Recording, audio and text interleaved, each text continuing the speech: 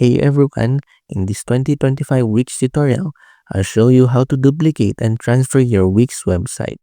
Perfect if you want to move your site to another account or make a copy safely. Start by logging into your Wix dashboard. Find the site you want to duplicate under My Sites. To duplicate it, click the three dots next to the site name and select Duplicate Site. Wix will create a full copy, including your pages, design, and content. Now, to transfer it to another Wix account, go back to the My Sites pages. Click the same three dots, then choose Transfer Site. Enter the email address of the Wix account you want to transfer it to.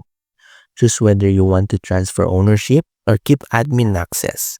Then click Send Transfer Invite.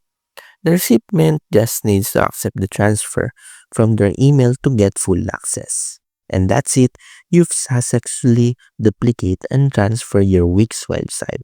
Quick, easy, and fully ready for 2025.